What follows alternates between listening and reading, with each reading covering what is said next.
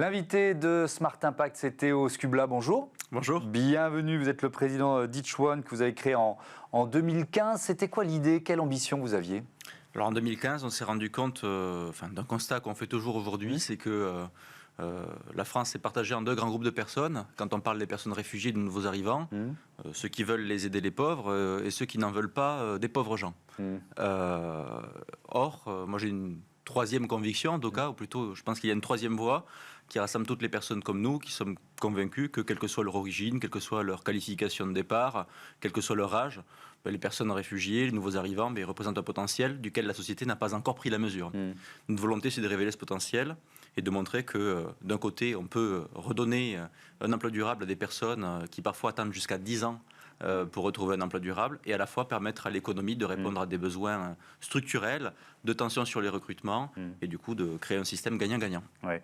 Ni dans le discours anxiogène, ni dans le discours misérabiliste, c'est ce que je comprends en fait. Vous refusez, vous cherchez une troisième voie. Quel bilan vous faites 10 ans après? Combien de personnes accompagnées? Quel parcours vous avez croisé? Alors aujourd'hui, Each One, c'est plus de 4000 personnes accompagnées en emploi durable. Ouais.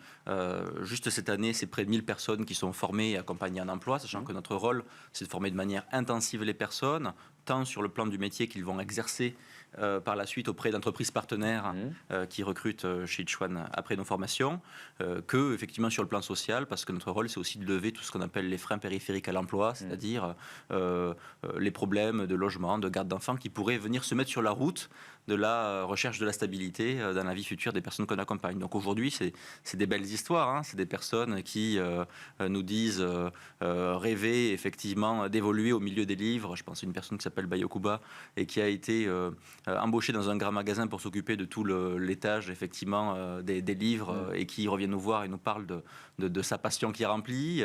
Des personnes qui arrivent parfois avec aussi des bagages plus importants et qui font leur vie dans le domaine bancaire. Donc aujourd'hui, on a une très grande diversité de personnes qu'on accompagne. C'est 6 métiers sur lesquels on accompagne, dans 6 secteurs très différents. C'est 78 nationalités de personnes accompagnées. Et c'est des vies qui reprennent tout simplement leur cours. Oui, avec souvent, on s'est vu plusieurs fois et on avait fait une interview ensemble il y a quelques années. Moi, ce qui m'avait frappé, souvent, on parle de talents sous-employés. Il n'y a pas que ça, mais il y a aussi souvent ça. Absolument, oui. Aujourd'hui, d'ailleurs, qu'on parle de peu, je dirais, de personnes qui ont peu de qualifications, de fortes qualifications, quand les personnes viennent nous voir, en général, elles sont soit dans une situation extrêmement instable en termes d'emploi, soit dans un chômage de longue durée. Aujourd'hui, c'est 75% des personnes qu'on accompagne qui sont des publics dits prioritaires, c'est-à-dire très éloignés de l'emploi. Donc aujourd'hui, peu importe, je dirais, le niveau de qualification des personnes, que les personnes aient fait beaucoup d'études ou non, on voit que les personnes sont dans des situations qui sont effectivement bien inférieures à celles qu'elles pourraient espérer, soit en termes de mobilité sociale, de pouvoir d'achat.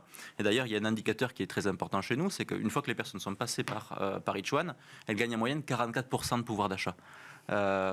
Et ça nous permet aussi de montrer à nos partenaires publics qu'ils y gagnent aussi dans ce système. Mais alors, c'est quoi le modèle économique d'Each One? Vous avez des partenaires, des mécènes, des entreprises qui vous payent pour former ces gens? C'est quoi le modèle? Alors, Each One, c'est une entreprise à mission. Donc, on a un modèle économique qui est autofinancé, dans lequel la principale source de nos revenus, c'est la formation professionnelle. C'est-à-dire que d'un côté, on a des grands groupes qui s'engagent à recruter de manière annuelle plusieurs personnes. Ça peut aller de 5 à 10 personnes par petites touches sur plusieurs classes de formation qu'on met en œuvre dans l'année à parfois plusieurs centaines de personnes. Et à côté, on a effectivement nos partenaires de la formation, France Travail, qui viennent à la demande de ces grands groupes financer une partie de la formation, ce qui nous permet aujourd'hui d'avoir à la fois une démarche qui est compétitive pour l'entreprise, qui a cotisé d'ailleurs pour ces formations, et de l'autre côté, des personnes qui rentrent en formation, pour qui la formation est gratuite, qui sont rémunérées pendant la formation, donc qui n'ont rien à payer, et qui derrière retrouvent un emploi. Pour les entreprises, c'est parfois, souvent, je ne sais pas, un moyen de combler des vides, c'est-à-dire que des secteurs qui sont confrontés à la problématique des métiers en tension, qui n'arrivent pas à recruter et qui se disent il faut qu'on élargisse finalement le spectre de notre champ de recrutement, quoi. Absolument, et particulièrement aujourd'hui, j'ai envie de dire qu'on parle beaucoup en ce moment de la remontée du chômage. Ce qui est important, c'est de souligner que dans le même temps, il y a encore énormément de difficultés de recrutement. C'est le grand paradoxe français, ça. Absolument, que ce soit sur les métiers de la vente dans le commerce, sur les métiers de la logistique, sur les métiers de l'hôtellerie, de la restauration, sur les métiers du service à la personne, des métiers sur lesquels aujourd'hui on travaille. Et donc, ce qui est important, effectivement, et c'est aussi notre conviction, c'est qu'on n'est pas en train juste d'engager des grandes entreprises dans un acte de charité. Notre rôle, c'est de répondre à leurs besoins, je dirais, de difficultés sur les recrutements, et d'avoir une réponse économique avant tout, parce que c'est en étant ancré dans l'économique qu'on peut avoir de l'ambition sur le plan social, et ça, c'est notre conviction. Vous dites que vous leur proposez à ces entreprises un nouveau standard de l'inclusion. Qu'est-ce qu'il y a derrière ces mots-là ? Je dirais qu'il y a plusieurs choses. La première chose, effectivement, ça recouvre un peu cette notion d'être très pragmatique dans l'approche. Ouais. C'est-à-dire que souvent, quand on parle d'inclusion, on a, et je me permets de caricaturer, l'histoire de grands groupes qui peuvent se satisfaire d'avoir recruté quelques personnes issues d'une diversité. Quelle qu'elle soit. Quelle qu'elle soit. Et donc, on a, entre guillemets, des actions symboliques qui permettent, entre guillemets, de justifier la bonne action de la part du grand groupe.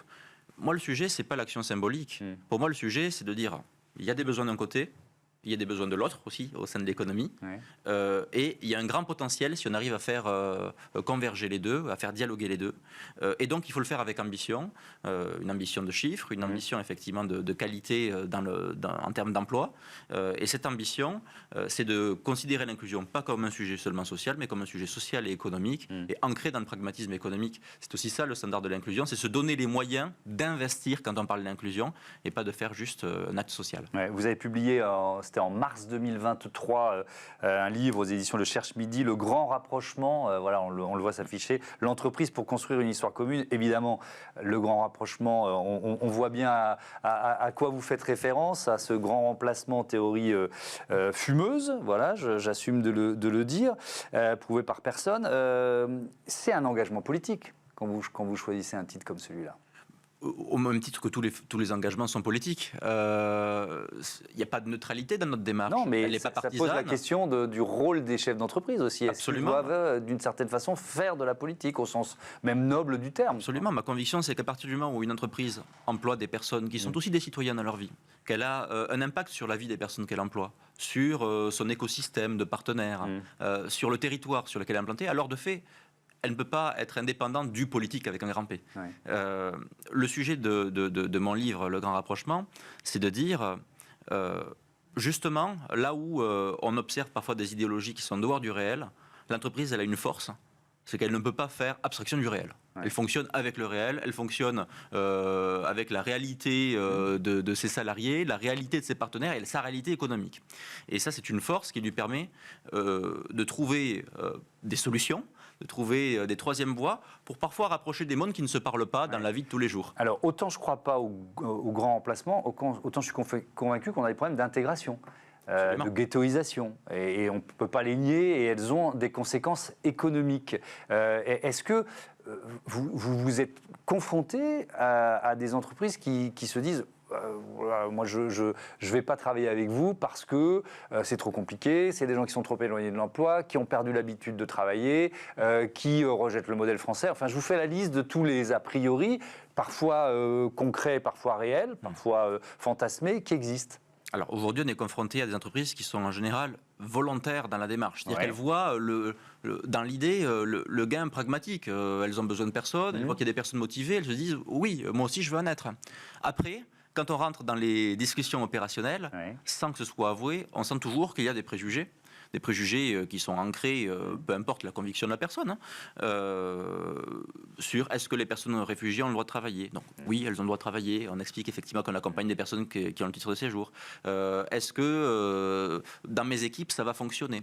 Alors, en général, oui, ça fonctionne. Et on accompagne aussi les équipes, puisque nous, on forme les personnes qu'on accompagne, nos participants, à des sujets de savoir-être, de soft skills, de découverte des codes du travail, mais aussi les équipes qui accueillent. Le sujet, c'est de dire... Est-ce que si les musulmans, je mets les pieds dans le plat, est-ce que si les musulmans, ils vont devoir faire la prière à l'usine ?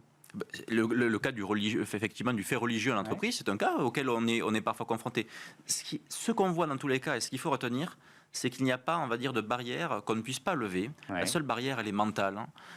Et notre travail, c'est de montrer qu'à chaque préjugé, on peut avoir une réponse, du temps qu'on ne traite pas le sujet avec tabou, qu'on parle les choses frontalement et qu'on se donne les moyens d'investir sur le sujet de l'accueil et de l'intégration, qui est en général un impensé depuis des années. Ouais. Et notre échec, il est juste dû à notre absence de volonté d'être actif pour notre avenir.